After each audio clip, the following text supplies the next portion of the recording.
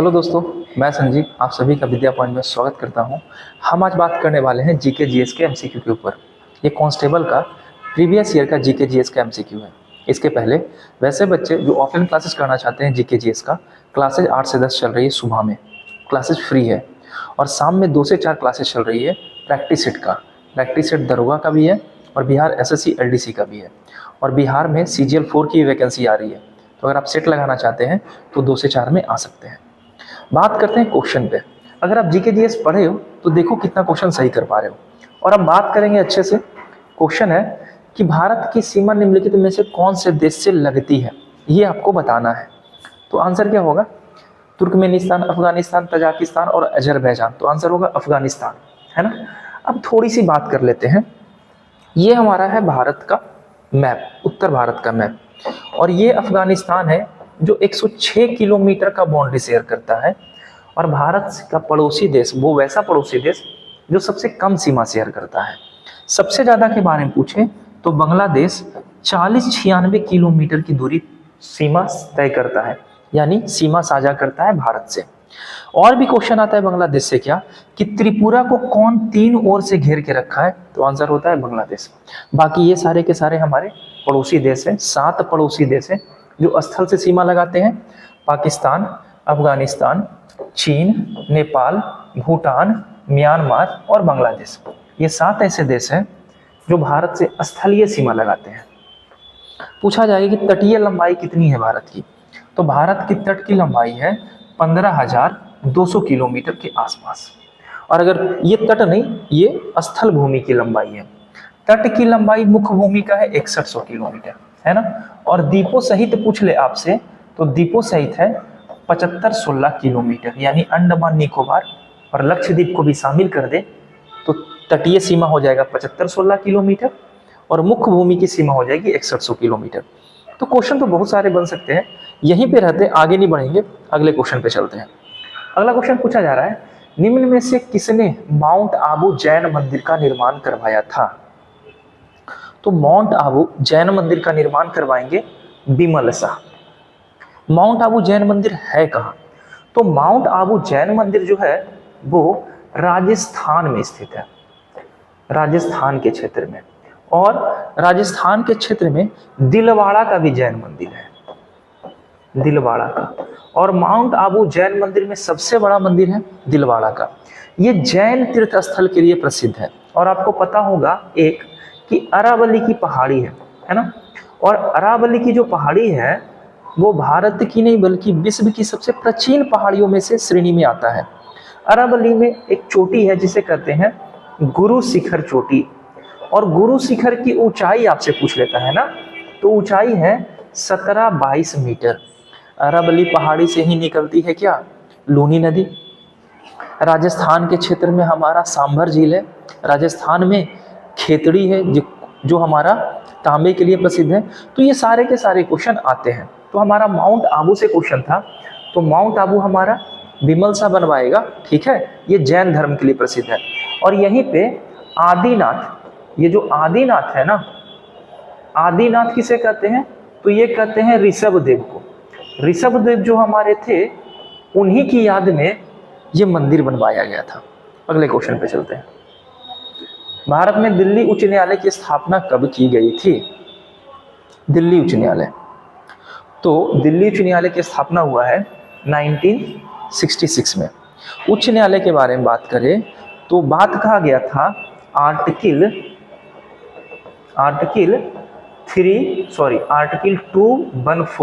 214 ये कहता है कि प्रत्येक राज्य का अपना एक उच्च न्यायालय होगा, यानी प्रत्येक राज्य का अपना एक हाई कोर्ट होगा। तो इस हिसाब से राज्य हमारे 28 हैं, तो हाई कोर्ट होना चाहिए था 28। लेकिन वर्तमान में अगर पूछा जाए हाई कोर्ट की संख्या कितनी है तो मात्र 25 है। और अगर पूछा जाए 25वां हाई कोर्ट कहाँ है तो अमरावती, आंध्र प्रदेश का अमरावती में 1 जनवरी 2019 को 25वें हाई कोर्ट की स्थापना की गई। और एक संविधान में संशोधन हुआ, 7वां संविधान संशोधन 1956 में किया गया और कहा गया कि एक राज्य का जो हाई कोर्ट है वहाँ 2 से अधिक राज्य भी उस हाई कोर्ट का सहारा ले सकते हैं। जैसे अगर लक्षद्वीप है तो लक्षद्वीप अपने हाई कोर्ट के लिए केरला पे निर्भर करता है। अगर गोवा के बारे में बात करें तो गोवा अपने हाई कोर्ट के लिए महाराष्ट्र पे निर्भर करता है। और सबसे ज्यादा जो राज्य डिपेंड करता है वो है गुवाहाटी उच्च न्यायालय। गुवाहाटी उच्च न्यायालय में असम तो जाते हैं, बगल में मणिपुर, मिजोरम और अरुणाचल प्रदेश तीनों वहां पे जाते हैं। तो एक हाई कोर्ट में एक से अधिक राज्य का जाने का प्रावधान 7वां संविधान संशोधन 1956 में किया गया। अब सबसे इंपॉर्टेंट क्वेश्चन आपसे पता है क्या पूछेगा कि प्रथम हाई कोर्ट की स्थापना कब की गई थी? तो आपको याद होगा ब्रिटिश अधिनियम 1861 के तहत 1862 में 3 हाई कोर्ट बनाया गया। कौन कौन? तो मद्रास, कलकत्ता और दिल्ली हाई कोर्ट। ये 3 हाई कोर्ट की स्थापना इसी समय की गई थी। एक लास्ट क्वेश्चन है कि पटना हाई कोर्ट कब बना था हमारा? ये क्वेश्चन बार बार पूछा जाता है। तो पटना हाई कोर्ट की स्थापना 1916 में की गई थी। ठीक है, बातें याद रहेगी। आगे चलते हैं। राष्ट्रपति बनने के लिए न्यूनतम उम्र कितनी होनी चाहिए? ऐसा क्वेश्चन तो एग्जाम में पक्का पूछता है ना, उम्र सीमा से रिलेटेड। तो राष्ट्रपति बनने के लिए उम्र सीमा आपकी 35 वर्ष होनी चाहिए। अच्छा, ये नहीं कि 35 वर्ष हो गया तो आप राष्ट्रपति बन जाओगे, ऐसा कुछ नहीं है। राष्ट्रपति बनने के लिए संसद के सदस्यता होनी चाहिए, यानी संसद में जाने के लिए योग्यता आपके पास होनी चाहिए। तो संसद है क्या? तो संसद के बारे में बात करें तो संसद बना होता है लोकसभा से, राज्यसभा से और प्रेसिडेंट से मिलकर, है ना, इससे मिलकर बना होता है संसद। उम्र के बारे में बात करें तो राष्ट्रपति के लिए तो 35 वर्ष है ही है, इसके अलावा उपराष्ट्रपति की उम्र के लिए भी 35 वर्ष है और राज्यपाल बनने के लिए भी उम्र सीमा हमारी 35 वर्ष है। अगर लोकसभा में जाना है तो आपके पास उम्र सीमा 25 वर्ष होनी चाहिए और राज्यसभा में जाना है तो उम्र सीमा 30 वर्ष होनी चाहिए। तो उम्र सीमा से ढेर सारे क्वेश्चन आते हैं। आगे चलते हैं। बंगाल का विभाजन कब हुआ था? ये हिस्ट्री का सबसे मोस्ट इंपॉर्टेंट क्वेश्चन में से एक है कि बंगाल का विभाजन कब हुआ था। तो बंगाल का विभाजन आप मार दिए होगे ना, 1905। अब यहाँ से क्या क्या क्वेश्चन बनता है थोड़ा सा देखेंगे, ज्यादा नहीं। बात चल रहा है 1905 का। तो 1905 में पहले पूछा गवर्नर जनरल कौन थे? तो करजन। इसको तो याद रखना है। बंगाल के विभाजन का निर्णय पता है 19 जुलाई को लिया गया था। 19 जुलाई 1905 को लिया गया था कि हम बंगाल को विभाजित करेंगे। लेकिन हुआ बात क्या ना, 7 अगस्त 1905 को स्वदेशी आंदोलन शुरू कर दिया गया, है ना। बाल गंगाधर तिलक है, रविन्द्रनाथ टैगोर है, ये सारे मिलकर स्वदेशी आंदोलन शुरू कर दिए कि बंगाल का विभाजन नहीं होगा।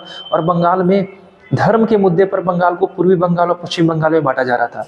पूर्वी बंगाल की राजधानी बनाई गई ढाका और पश्चिम बंगाल की राजधानी बनाई गई कोलकाता।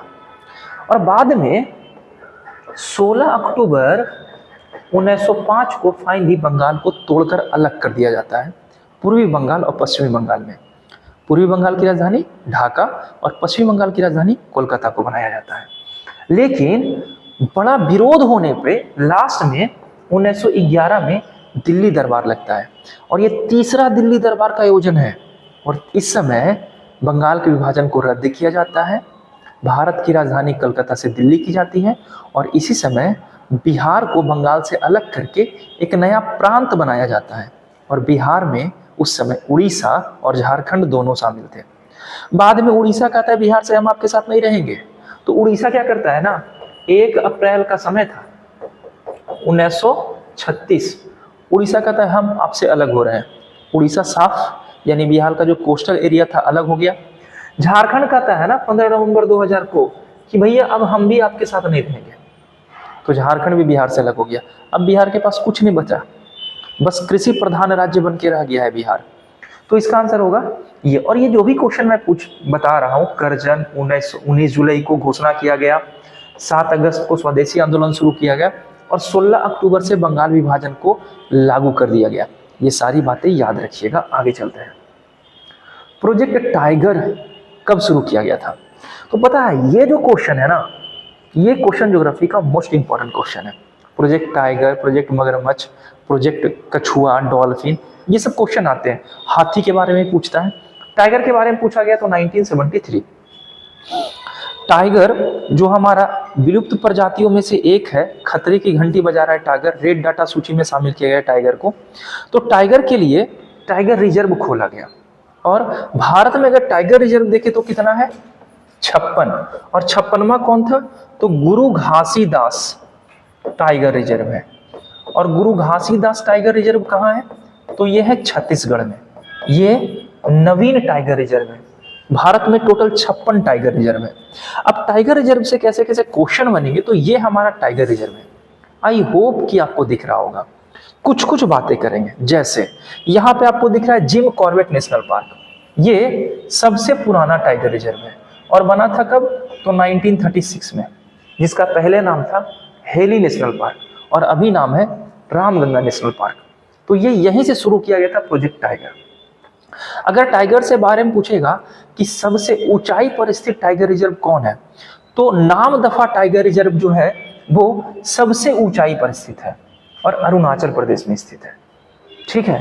अगर पूछेगा सबसे बड़ा टाइगर रिजर्व कौन है, तो श्रीशैलम, आंध्र प्रदेश में एक टाइगर रिजर्व है जिसका नाम है श्रीशैलम, ये हमारा आंध्र प्रदेश का एरिया है। और यहीं पे श्रीशैलम टाइगर रिजर्व है जो सबसे बड़ा, ये सिमलीपाल है लेकिन श्रीशैलम यहाँ पे है जो सबसे बड़ा टाइगर रिजर्व है। सबसे छोटा पूछेगा तो महाराष्ट्र में ये वोर टाइगर रिजर्व दिख रहा है ना, ये सबसे छोटा टाइगर रिजर्व है। तो ये सारे क्वेश्चन एक एक करके पूछे गए। अगर क्षेत्रफल के मामले में सबसे बड़ा टाइगर रिजर्व पूछ लिया तो ये हमारा कोई और नहीं, ये हमारा बांधवगढ़ नेशनल टाइगर रिजर्व है जो मध्य प्रदेश में स्थित है। तो ये क्षेत्रफल के मामले में सबसे बड़ा, यहां से टाइगर रिजर्व की शुरुआत की गई थी। ये सबसे ऊंचाई पर स्थित टाइगर रिजर्व, ये सबसे बड़ा श्रीशैलम सबसे बड़ा जो आंध्र प्रदेश में, और सबसे छोटा हमारा वोर टाइगर रिजर्व। तो टाइगर रिजर्व से अच्छे अच्छे क्वेश्चन पूछते हैं। ठीक है, आगे चलते हैं। अच्छा, बिहार में भी एक टाइगर रिजर्व है। आप में से कोई बता सकते हैं कि बिहार में कौन सा टाइगर रिजर्व है? आंसर जरा कमेंट में करना। तो आप लोग, भारत की संसद में शामिल कौन कौन होता है? अभी अभी हम बताएं कि भारत के संसद में कौन कौन शामिल होते हैं। तो संसद बना होता है लोकसभा, राज्यसभा और राष्ट्रपति के मिलकर, है ना। संसद के बारे में बात किया जाता है, आर्टिकल 79 में कहा गया है कि देश को चलाने के लिए संसद चाहिए, यानी राष्ट्रपति की सहायता करने के लिए लोकसभा और राज्यसभा का निर्माण किया गया है ना। राज्यसभा के बारे में जिक्र मिलेगा आपको आर्टिकल 80 में, और लोकसभा के बारे में जिक्र मिलेगा आर्टिकल 81 में। राज्यसभा की उम्र सीमा 30 वर्ष और लोकसभा की उम्र सीमा 25 वर्ष। राज्यसभा में अगर मेंबर देखे टोटल कितने होते हैं, 250, और अगर लोकसभा में बोले मेंबर कितने होते हैं, तो 550। चुनाव की, अब इसको डिवाइड किया जाता है कि राज्य से कितने आते हैं, राष्ट्रपति द्वारा कितने चुने जाते हैं, है ना। साहित्य, खेल जगत के क्षेत्र से 12 व्यक्ति यहाँ से चुने जाते हैं, और केंद्र शासित प्रदेश से भी आता है राज्यसभा में, दिल्ली और पुडुचेरी से आता है। तो ये जो पॉलिटी का क्वेश्चन है, पॉलिटी में हमारा एक तो भाग 5 हो गया संघ, उसको अच्छे से पढ़ना है। एक फंडामेंटल राइट हो गया, वहां से भी क्वेश्चन अच्छे अच्छे आते हैं। आगे चलते हैं। 2011 की जनगणना के अनुसार बिहार, हमारे देश का लिंग अनुपात कितना है? मैं जब वीडियो बना रहा था ना, डिस्क्रिप्टिव में जब बात कर रहा था फाउंडेशन बैच में, तो मैं वहां पे आप लोग को बताया था कि बीपीएससी में हर हाल में यहाँ से क्वेश्चन पूछेगा, और पूछा था कि बिहार का लिंग अनुपात कितना है ना। तो ये तो लिंग अनुपात है। बिहार में बच्चों का लिंग अनुपात पूछे तो इतना था, और भारत में पूछ रहा है तो 943 है। लिंग अनुपात के मामले में अगर देखा जाए तो सबसे अच्छा कौन है? केरला। कितना है? तो 1084। लिंग अनुपात किसे कहते हैं? 1000 पुरुषों पे महिलाओं की संख्या। तो भारत में 1000 पुरुष पर 943 महिला है मात्र, जबकि बिहार में 1000 पुरुष पे 918 महिला है। और अगर केरल का बात करें तो 1000 पुरुष पे 1084 महिला है। तो लिंग अनुपात के मामले में सबसे अच्छा केरल है। अगर सबसे खराब का बात करें ना, तो है हरियाणा। और आप लोग हमें जरा कमेंट में बताना हरियाणा का लिंग अनुपात कितना है। आगे चलते हैं। आपातकालीन घोषणा शब्द किस आपातकाल की व्याख्या करता है? आपातकालीन घोषणा, इमरजेंसी। तो इमरजेंसी के बारे में बात कहाँ किया गया है? तो भाग 18 आपातकाल के बारे में बात करता है। आपातकाल कहाँ से लिया गया? इसका आंसर आप हमें कमेंट में देना। और ये राष्ट्रीय आपातकाल होगा। आपातकाल 3 प्रकार के होते हैं, ये आपको पता होगा। राष्ट्रीय आपातकाल यानी 352, राष्ट्रपति शासन 356, और वित्तीय आपातकाल 360, है ना। अभी राष्ट्रीय आपातकाल अभी तक 3 बार लग चुका है। तो डिटेल में बात करेंगे तो और लंबा हो जाएगा, ज़्यादा नहीं खींचते हैं, यहीं तक रहने देते हैं। आगे, बुद्ध के जीवन की घटनाओं को किस चीज में संगणित किया गया है, यानी बुद्ध की जीवन की घटनाएं जो जो हुई है वो कौन सी पुस्तक में लिखा गया है। तो ये है हमारी कथाएं। कथाएं यहाँ पर मतलब जातक कथाएं, और जातक कथाओं की संख्या लगभग 550 है, जिसमें बुद्ध की सारी चीजों के बारे में दिया गया है। त्रिरत्न के बारे में देखिए, त्रिरत्न तो बुद्ध, धम्म और संघ, ये त्रिरत्न में आते हैं। और यहाँ एक त्रिपिटक होता है, अभिधम्म पिटक, सुत्त पिटक और विनय पिटक। तो ये जो है ना हमारा सुत्त पिटक, इसके बाद विनय पिटक और इसके बाद अभिधम्म पिटक। तो ये सारे क्वेश्चन एक एक करके पूछे गए हैं। पहली बौद्ध संगति के उपरांत ये दोनों लिखा गया था। इसके लेखक थे आनंद और इसके लेखक थे उपाली। और ये तीसरी बौद्ध संगति के उपरांत लिखा गया था और इसके लेखक थे मोगलीपुत्ततिस। और मोगलीपुत्ततिस और कोई नहीं, वही है जो तीसरी बौद्ध संगति का अध्यक्ष बनते हैं। ठीक है, तो ये सारी बातें याद रखना है, बहुत सारी बातें याद रखना पड़ेगा जी, एग्जाम ऐसी थोड़ी निकलेगा। चेचक की टीके की खोज किसने की थी?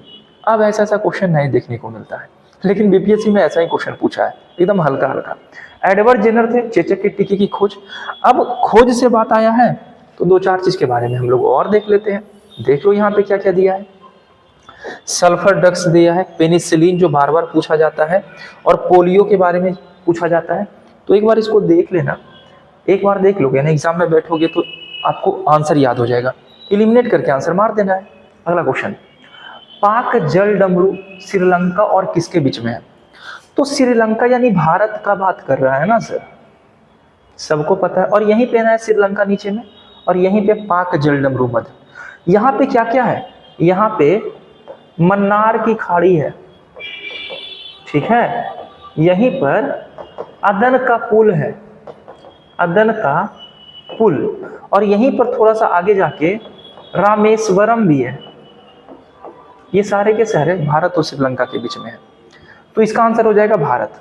अब थोड़े से और हम जल डमरू मध्य के बारे में देख लेते हैं, जैसे में ओटरंटो जल डमरू मध्य, मलक्का के बारे में बार बार पूछता है, और डोबर के बारे में, जिब्राल्टर के बारे में, ये तीनों के बारे में बार बार पूछता है। मलक्का इंडोनेशिया और मलेशिया, डोबर इंग्लैंड फ्रांस, और जिब्राल्टर स्पेन मोरक्को। रट कर याद नहीं होगा, इसको याद करने के लिए आपको मैप लेकर बैठना पड़ेगा, वर्ल्ड मैप, तभी पॉसिबल है। शॉर्टकट में अब कुछ नहीं होने वाला है, अब पूरा मेहनत करना पड़ेगा।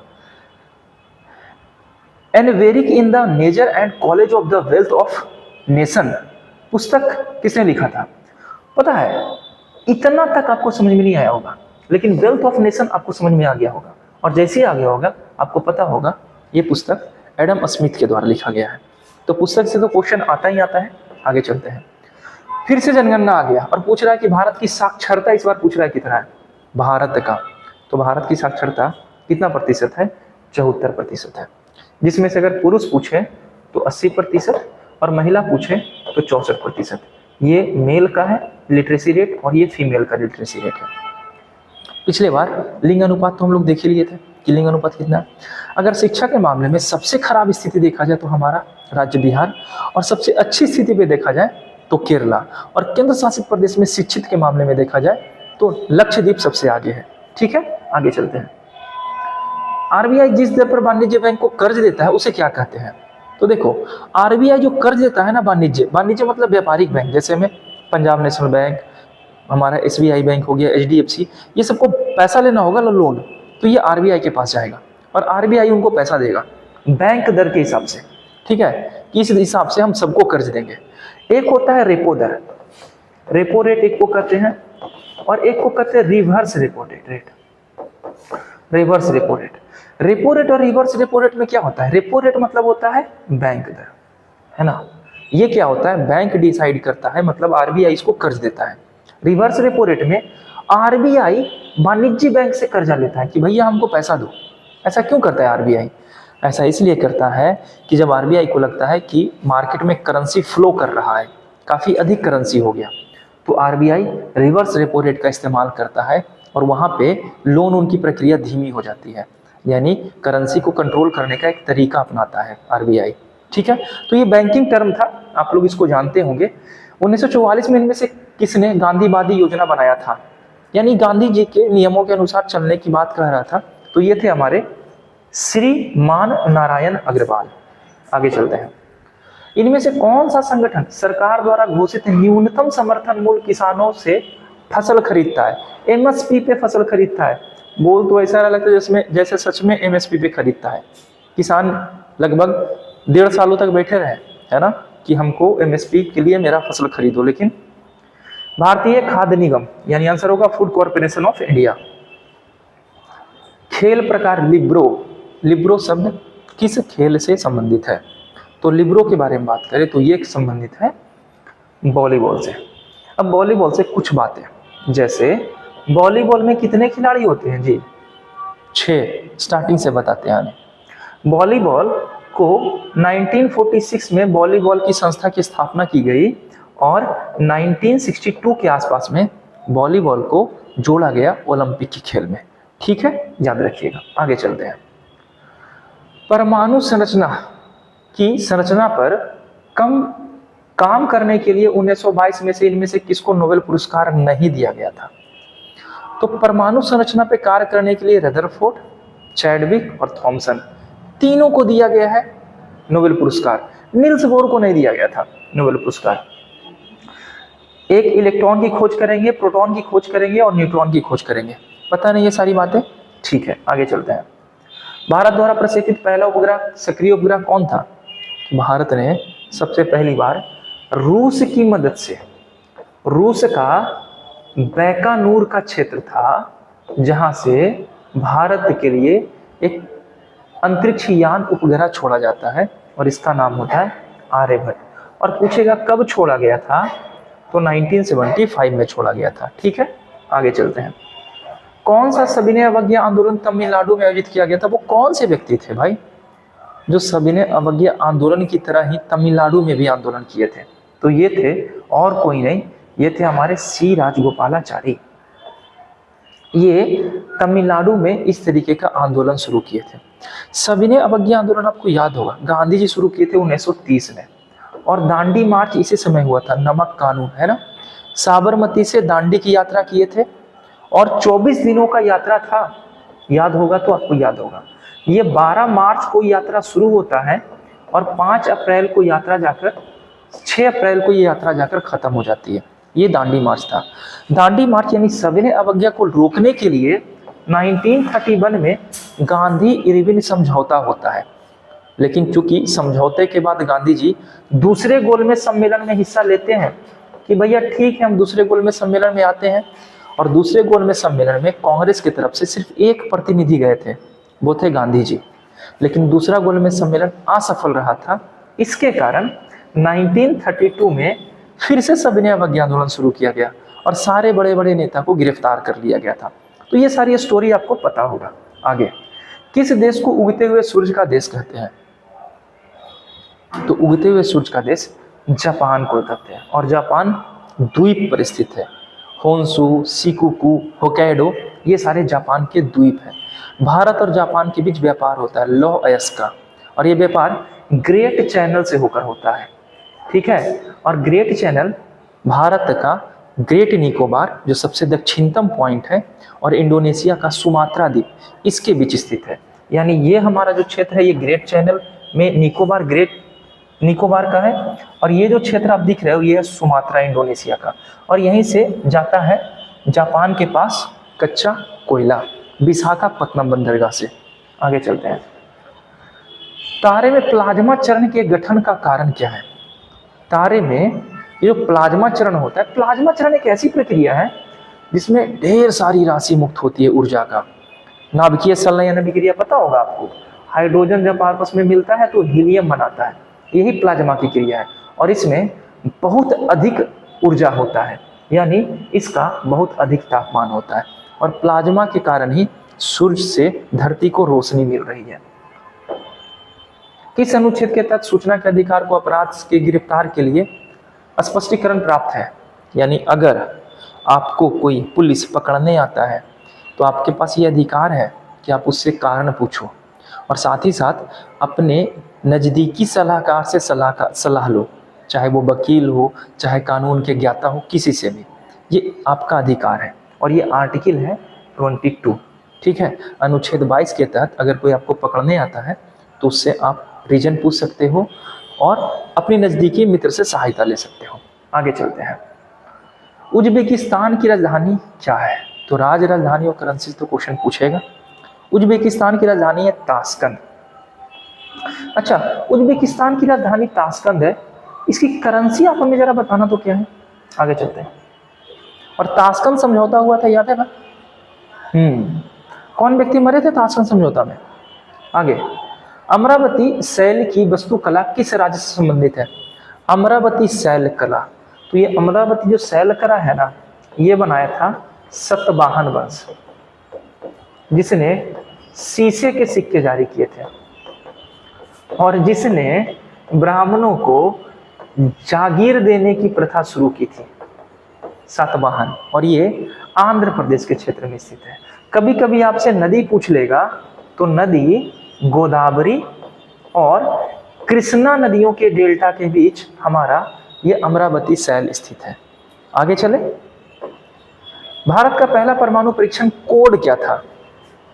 तो भारत का पहला परमाणु परीक्षण 1974 में हुआ था और इसका कोड जो था वो स्माइलिंग बुद्धा यानी लाफिंग बुद्धा था, जो असफल रहा था हमारा। इसके बाद 1998 में फिर से परमाणु परीक्षण किया गया, 11 मई को और 13 मई को, और यहाँ पे ये सफल रहा और हम परमाणु परीक्षण करने के मामले में भारत 5वें नंबर पे आ गया। ठीक है, आगे चलते हैं।